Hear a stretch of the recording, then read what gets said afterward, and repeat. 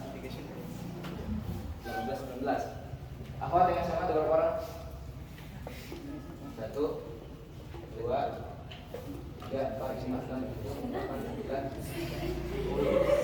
10, 11 orang. Baik. Kalian mungkin akan merasa di umur-umur kalian sekarang, oh ternyata saya itu seperti ini.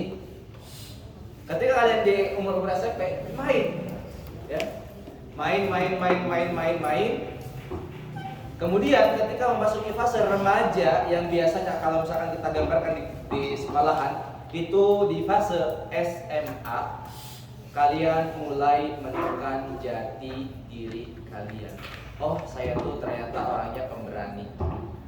Oh, ternyata saya tuh orangnya penakut. Oh, ternyata saya tuh orangnya suka baca buku.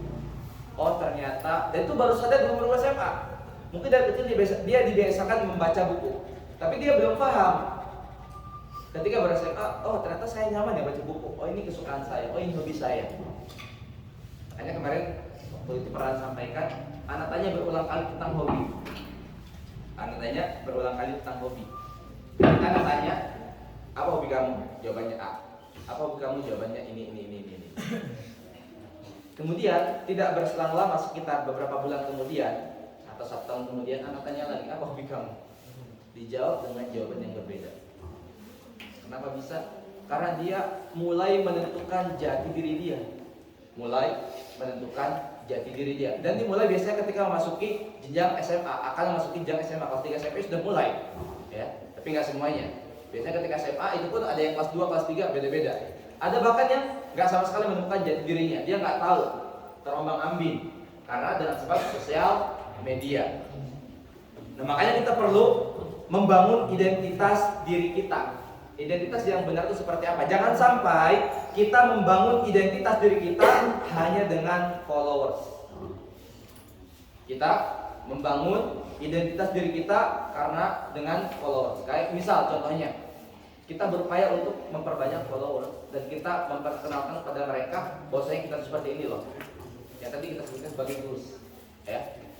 Validasi. Dia mencari dari followers, baik itu Instagram atau TikTok atau di manapun itu. Atau dia membangun identitasnya hanya karena prestasi. Dia berupaya untuk prestasi dan dia nggak mau memikirkan teman-temannya yang di sekitar. Ini salah juga. Anak dulu mondok itu bukan orang yang pintar, bukan juga orang yang bodoh. Tengah-tengah. Di saat mau ujian, teman-teman yang di bawah anak kecerdasannya, tidak merendahkan mereka, tapi cara nilai akademik ditentukan. Mereka datang ke orang-orang pintar, bukan dukun. Maksudnya yang pintar di kelas, peringkat 1, 2, 3, datang untuk belajar bersama. Tapi nggak ada yang mau. Pelit. Orang-orang yang berprestasi pelit.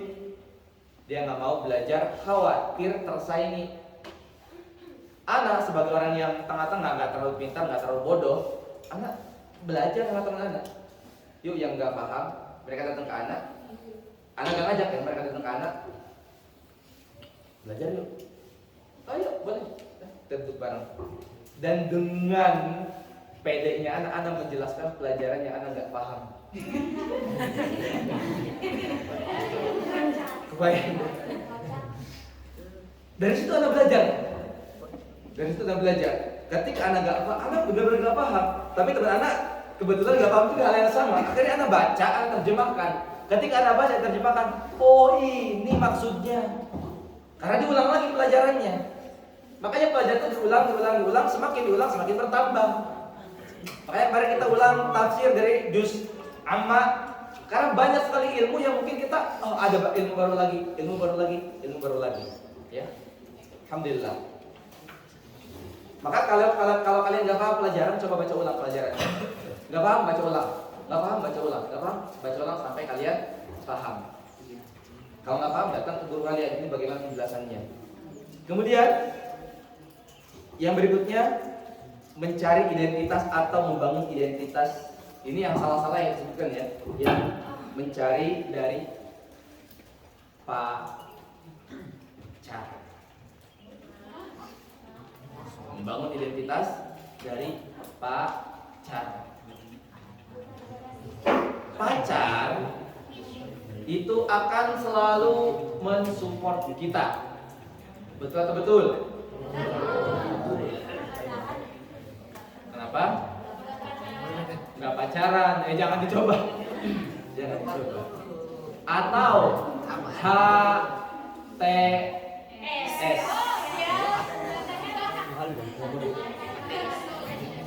Bodoh ae.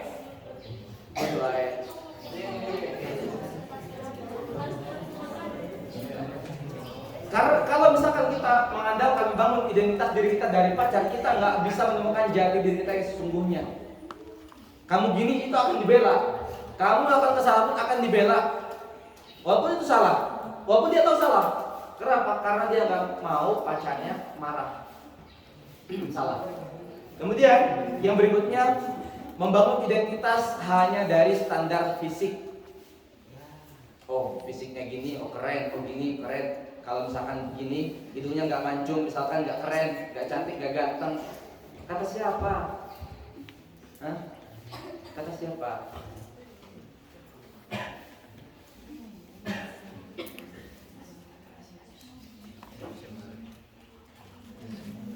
Siang ribut. Masih ingat lah siang. Oh, ada nu siang ribut.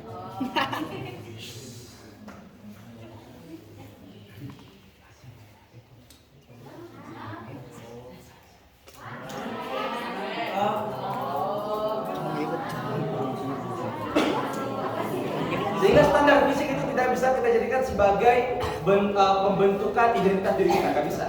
Selama-lamanya nggak bisa, salah besar. Kalau kita menjadikan standar fisik sebagai identitas, oh kalau misalkan fisiknya gini dia akan hidupnya sukses, kalau fisiknya gini akan hidupnya bahagia, kalau hidupnya mancung, umurnya panjang, kalau hidupnya pendek, umurnya pendek. Nggak juga, kata siapa? Yang dari mana itu? Ya. Pinocchio, banyak bohong. Kalau misalkan kita mencari identitas dari atau membangun identitas kita dari poin-poin tadi, followers, prestasi, pacar, dan juga standar fisik, maka identitas kita akan rapuh. Kita nggak punya identitas diri kita yang kuat. Nah, yang ingin kita bahas dan bagaimana kita menjadikan diri kita sebagai mencari identitas kita adalah kita akan bahas dalam perspektif Islam. Dalam perspektif Islam, identitas dibangun dalam beberapa perkara, ya. Identitas dalam Islam.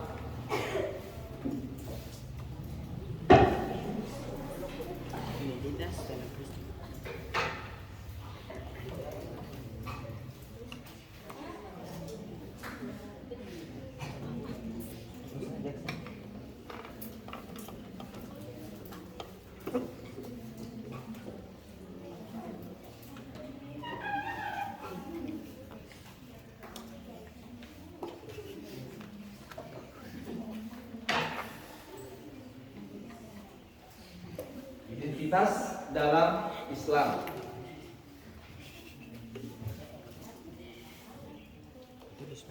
Allah Subhanahu wa taala mengajarkan kita dalam surat Az-Zariyat ayat ke-56. Bagaimana bunyinya?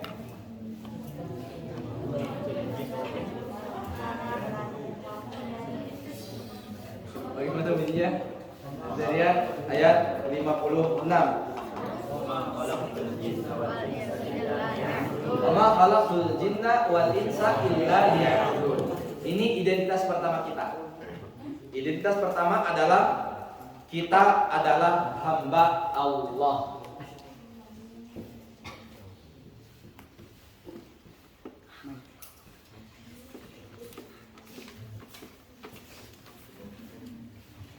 Ini habis anak alat komikum ya, anak ambil waktunya banyak. Habis dulu silakan tergut tidur, nggak apa-apa. Ada das tapi ya? Kuat. Ada. Oh, Fat. Ada Fat ya? Belum. Kok belum? Kenapa belum? Belum ada masalah. Belum.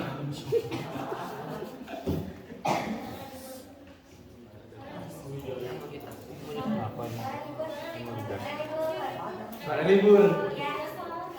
Kemarin ada libur. Libur kan? Lihat nanti. Insya Allah suaranya masih kuat, santai aja. Yang pertama kita adalah hamba Allah, ya. Dalam surat Az-Zariyat ayat 56 Allah Subhanahu wa taala mengatakan wa ma khalaqul jinna wal insa illa liya'budun. Jadi Az-Zariyat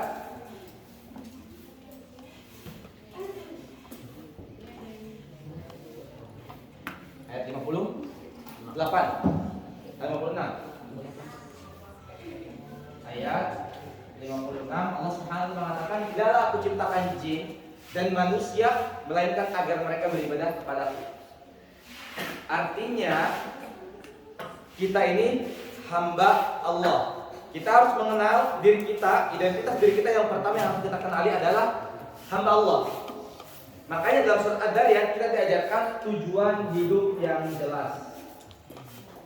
Tujuan hidup jelas.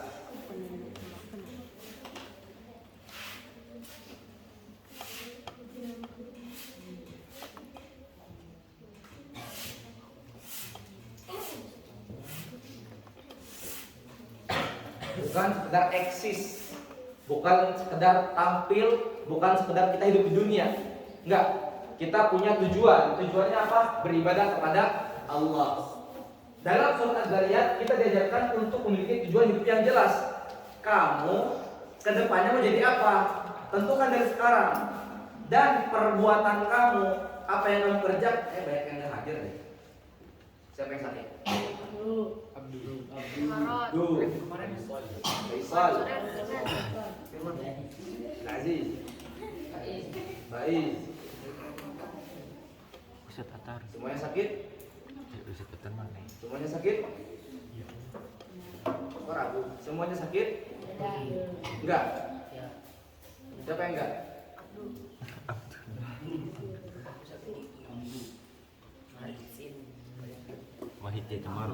Kalau kita punya tujuan hidup yang jelas, maka kita bisa mengendalikan masa muda kita. Dan kita bisa memiliki tujuan hidup yang jelas dengan mencari jati diri di masa muda. Makanya cari jati diri yang benar. Jangan mencari jati diri di sosial media. Saya mau seperti Kim Jong Un. Siapa itu? Oh, presiden. Ya, presiden. Ya, bisa jadi kan? Iya. Jadi presiden, mau nggak? Diktator tapi enggak. Saya mau jadi Khalid bin Walid. Saya mau jadi Hudzaifah bin Yaman. Saya mau jadi Abu Ubaidah bin Jarrah. Saya mau seperti Abu Bakar. Saya mau seperti Umar yang dekat sama setan. Silakan. Jadikan itu sebagai suri tauladan kalian. bagaimana ketika mereka berhadapan dengan musuh, bagaimana berinteraksi dengan teman-temannya. Silahkan jadikan mereka sebagai orang yang kalian jadikan sebagai uswah, tauladan. Ikuti mereka. Nah begitu pula perempuan, silahkan kalian jadikan para sahabiat, para perempuan-perempuan yang disebutkan dalam Al-Quran atau disebutkan dalam hadis yang disebutkan sebagai Nabi, sebagai sahabat-sahabat Nabi. Kita sebut beberapa nama. Ada yang masih ingat? 4 nama perempuan yang besar namanya dalam Islam. Khadijah binti Khuwailid sebagai apa? Istri Rasulullah SAW. Kemudian yang kedua,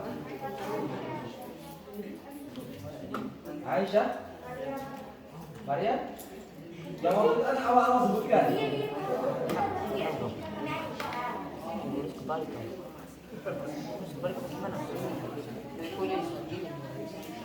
Yang membuat universitas pertama di Maroko, ya Pak?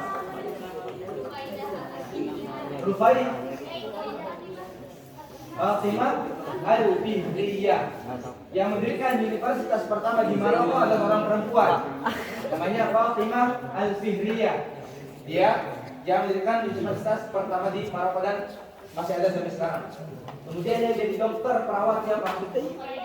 Rufaidah Al-Aslamiyah. Kalau kalian ingin jadi perawat, ingin jadi pedagang, saudagar, ingin menjadi seorang yang wawasannya luas, silakan ikuti 3 perempuan tadi. Ya.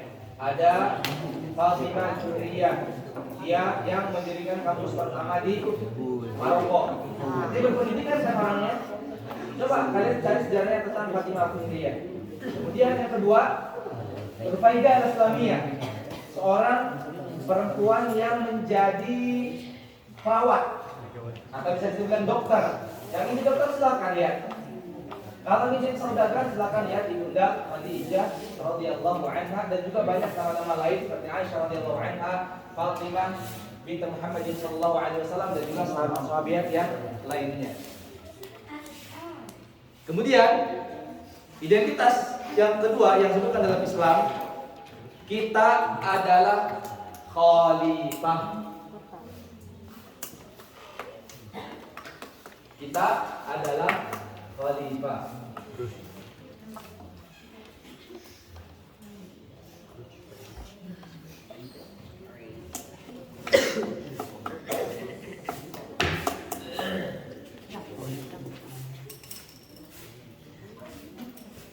Kita adalah khalifah.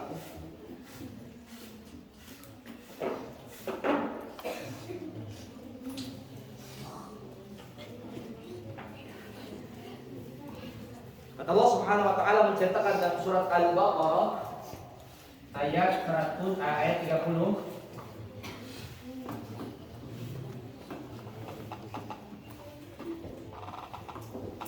Inni ja'ilun fil ardi khalifah.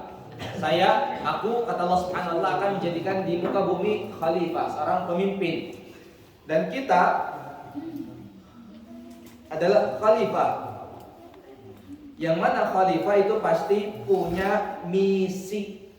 Seorang khalifah, seorang raja, seorang presiden, atau bahasa lainnya apa lagi? Muluk, malik, itu punya visi misi, betul nggak?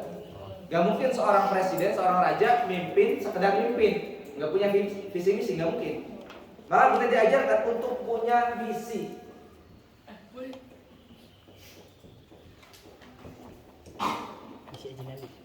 Visi lah.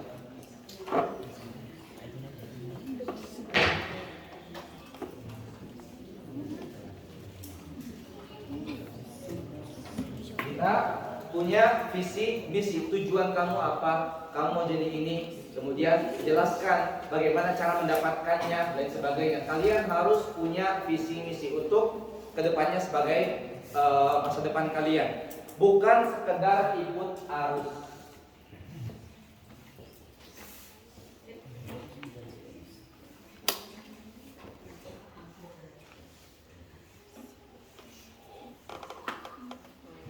atau sama dengan kita punya pendirian. Punya pendirian. Kalau misal teman-teman kalian ketika waktunya sholat dia nggak sholat, kalian harus punya visi misi. Saya harus sholat, ketika menjelang adzan selesaikan pekerjaan, tinggalkan main game dan sebagainya. Atau misalkan teman-teman kalian mengajak kalian untuk bermaksiat, maka ketika kalian punya visi misi, kalian tidak akan terikut arus. Anak, teman-teman lingkungan anak, mungkin teman-teman kalian juga sama, itu ada musim-musimnya. Dalam 1 tahun sekali itu warna-warni rambutnya, ya nggak? Berwarna. Ada yang orange, merah, biru,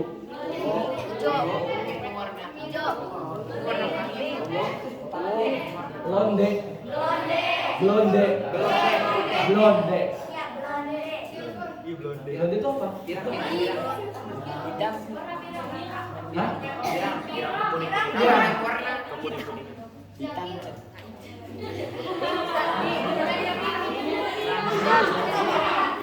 Siapa yang pernah diwarnain sini? Warna apa? Biru. Antum warna biru juga nggak? Lebih memuat Pak Antum daripada dia berarti. Atau karena Arema? Apa? Siapa lagi? Warna apa? Merah. Siapa lagi? Merah. Siapa lagi? Warna putih siapa? Warna putih. Warna apa? Ada yang pernah diwarnain? Merah, merah kuning hijau. Warna apa? Merah. Ada lagi?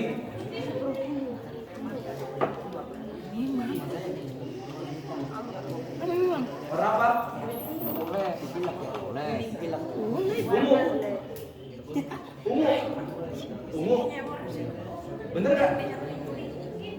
Iya. Iya. Oh, apa? Hijau toska. Kamu apa? Kamu? Apa? Warna cherry. Merah. Merah tuh. Alhamdulillah. Dalam setahun sekalinya itu biasa teman-teman anak, bahkan saudara-saudara anak itu rambutnya warna. Anak tuh main sama mereka. Tapi alhamdulillah nggak terbawa arus. Karena anak punya pendirian diri. Untuk apa? Ini anak pribadi, untuk apa diwarnai rambut anak gitu. Kecuali kalau misalkan udah ada kurban, udah diwarnain merah, kuning, hijau, silakan.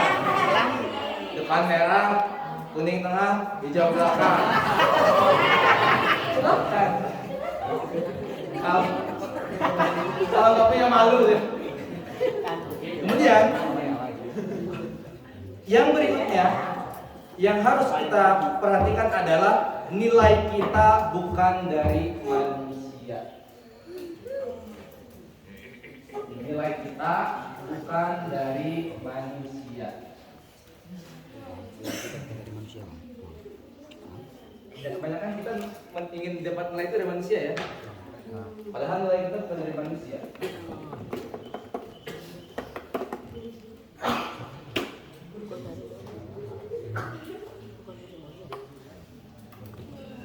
Dari kalian. Nilai kita bukan dari manusia.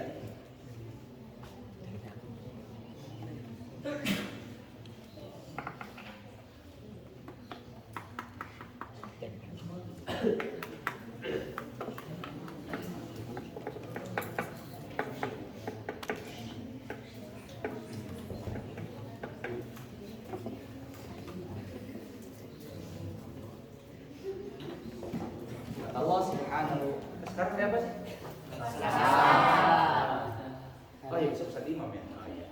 Makanya tuh anak bilang, anak kira Kamis gitu. Iya, besok jadi Ustaz Imam tuh. Nilai kita itu bukan dari manusia. Kebanyakan kita hanya ingin dinilai dari manusia. Bodoh amat nilai Tuhan, nilai dari Tuhan. Kebanyakan kita merasa oh yang penting karena manusia saya baik udah baik. Tapi kata Tuhan kamu jelek loh. Ya bodo amat dia. Itu salah. Yang harus kita cari nilai adalah keridhaan Allah Subhanahu wa taala. Karena apa kata Imam Syafi'i rahimahullah taala yang namanya ridhon nas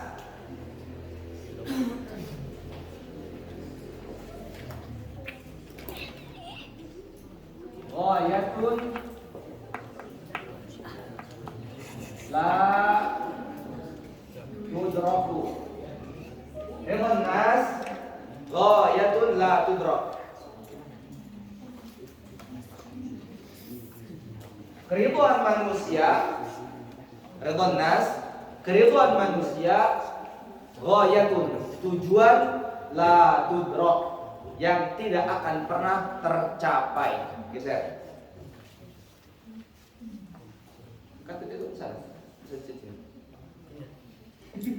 Ridhon nas, keriduan manusia ghayah, tujuan yang la tudrak, tidak akan pernah tercapai. Tidak akan pernah tercapai. Kamu misal buat satu orang ridho, orang lain mungkin gak ridho. Kamu misal membuat orang lain senang, orang lain gak akan senang. Tetapi kalau kita menyenangkan Allah Subhanahu wa taala, Allah akan menjadikan manusia senang sama kita. Sehingga jangan pernah mencari validasi dari manusia. Carilah apapun itu dari Allah Subhanahu wa taala. Karenanya, teman-teman sekalian, tidak ada pembahasan insyaallah ya. Kalau kamu tidak tahu siapa diri kamu, ini kalian catat. Kalau kamu tidak tahu siapa diri kamu,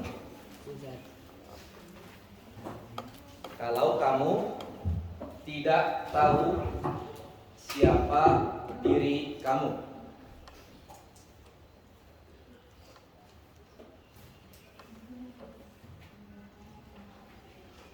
masih ingat pembahasan kita materinya apa? Temanya apa? Nah, kalau kamu tidak tahu siapa diri kamu, dunia akan memberimu identitas palsu. Dunia akan memberimu identitas palsu. Dunia akan memberikan identitas palsu. Makanya kita harus kenal siapa diri kita. Siapa aku sebenarnya? Oh, aku seorang hamba Allah dan aku sebagai khalifah, artinya punya visi misi. Yang pertama punya tujuan hidup yang jelas, yang kedua punya visi misi, yang ketiga nilai kita bukan dari manusia, tetapi dari Allah Subhanahu wa taala. Kata Allah, "Inna akramakum indallahi atqakum." Yang paling mulia di antara kalian adalah yang paling bertakwa. Karenanya, kalau kamu tidak tahu siapa diri kamu, maka dunia akan memberimu identitas palsu. Kalian akan diombang-ambingkan, kadang begini, kadang begitu. Makanya kalau misalkan merasa saya masih belum punya tujuan hidup, saya masih nggak tahu jalan arah saya kemana, pelajari kembali 3 poin tadi. Yang pertama, kita ini menghamba pada Allah Subhanahu wa taala, harus punya tujuan hidup yang jelas. Yang kedua, kita sebagai khalifah harus punya visi-visi, tidak mudah terbawa arus. Yang ketiga, nilai kita bukan dari manusia tapi dari Allah Subhanahu wa taala. Jangan hanya ingin menyenangkan manusia. Kebanyakan dari kita itu selalu ingin menyenangkan manusia. Padahal diri kita sendiri pun belum tentu senang. Yang harus cari kesenangan kesenangan Allah Subhanahu wa taala.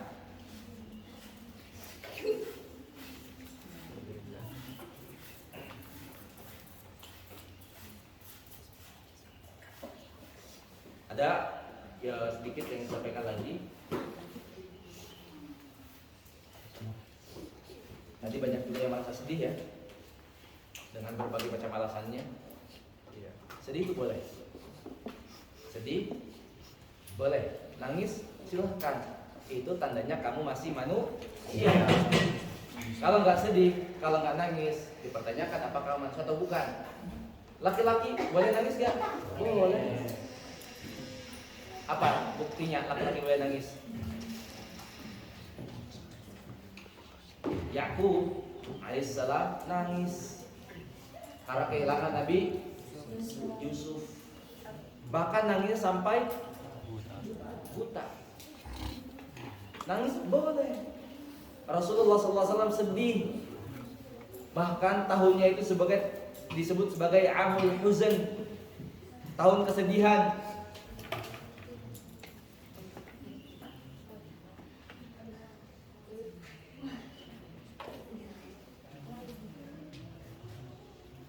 Disebut sebagai tahun kesedihan ketika Ibunda Khadijah radhiyallahu anha wafat. Tidak berselang lama Abu Thalib wafat. Rasulullah sedih, makanya tahunnya disebut sebagai tahun Amul Hazn atau Amul Huzn, tahun kesedihan. Kalau teman-teman sedih, silakan boleh. Sedih silakan. Cuman ada batasan-batasannya. Dan Islam tidak melarang kita untuk bersedih, tidak melarang kita dari perasaan sedih. Bahkan Nabi pernah sedih, ya. Tadi tahunnya disebut sebagai Amul Huzn. Tapi solusinya bukan lari, bukan dengan meninggalkan kita sedih, kita biarkan aja sedih, bukan. Selesaikan masalahnya. Dengan cara apa? Ya kita uraikan. Belajar untuk menguraikan masalah. Saya ada masalah sama teman, misal dijauhi, uraikan. Kenapa kok bisa dijauhi?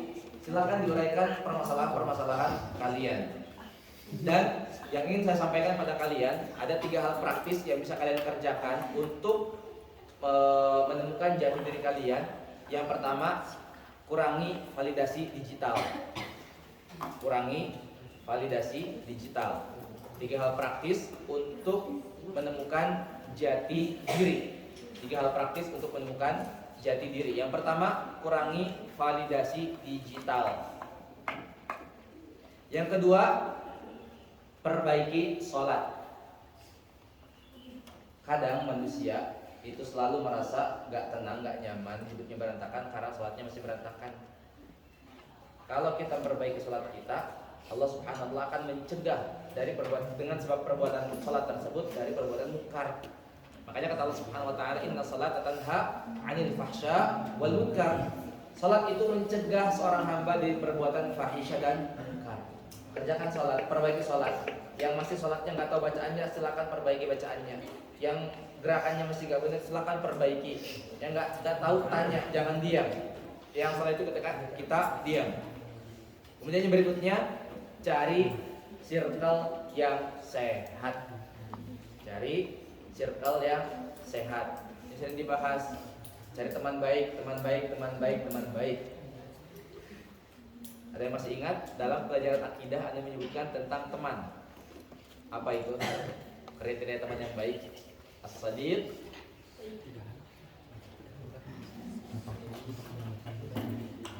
as-sadiqu. Nah, kasih clue. Ada yang ingat?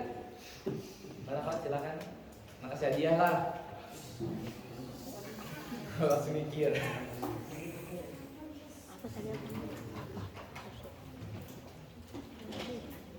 Udah ingat? Dalam pembahasan akidah. Sampai 5, Anda itu nggak ada gugur. 1, hadiahnya 50.000.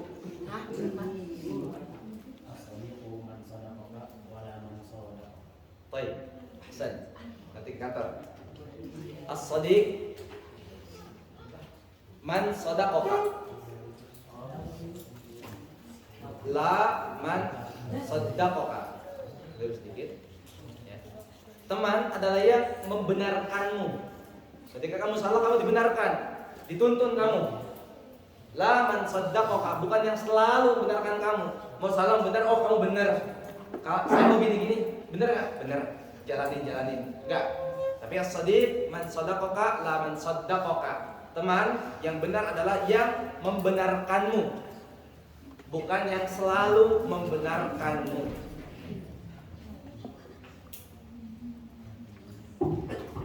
Terakhir, benar-benar ya.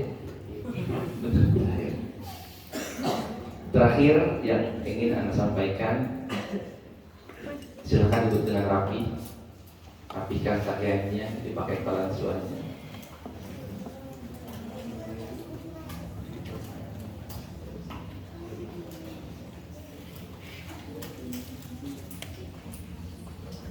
Kalian bayangkan, kalian sedang bertemu dengan diri kalian sendiri. Untuk yang rapi, yang rapi, yang rapi. Yang rapi. Nah, kalian bayangkan kalian bertemu dengan diri kalian, versi yang sama dengan diri kalian di masa sekarang. Persiapkan diri kalian untuk bertemu dengan diri kalian. Mungkin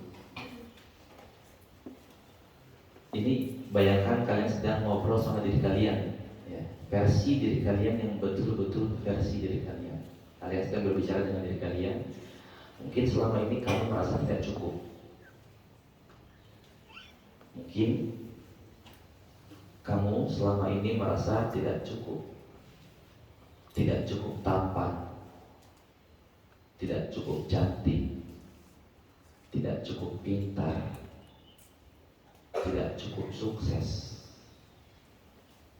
Itu mungkin perasaan-perasaan yang kamu utarakan pada diri kamu. Kamu merasa tidak cukup cantik, tidak cukup tampan, tidak cukup pintar, tidak cukup sukses. Tapi di hadapan Allah, kamu selalu cukup untuk dicintai. Kita gak punya kekurangan untuk tidak mencintai Allah Subhanahu wa Ta'ala. Apapun kekurangan yang kita rasakan sekarang, kita cukup untuk dicintai dan selalu dicintai oleh Allah Subhanahu wa Ta'ala. Dan kita minta kepada Allah Subhanahu wa Ta'ala, semoga Allah Subhanahu wa Ta'ala menjadikan pertemuan kita ini pertemuan yang diberkahi, jadikan pertemuan kita di dunia dan juga mengumpulkan kita, menyatukan kita di akhiratnya. Semoga Allah Subhanahu wa Ta'ala membimbing kaum muda dari kalangan pria dan wanita untuk menjadi pejuang-pejuang agama Allah Subhanahu wa Ta'ala yang menghafal Al-Quran, mengamalkan Al-Quran, dan juga mengamalkan Al-Quran. Tapi biar kita subhanallah wa bihamdihi asyhadu an la ilaha illa anta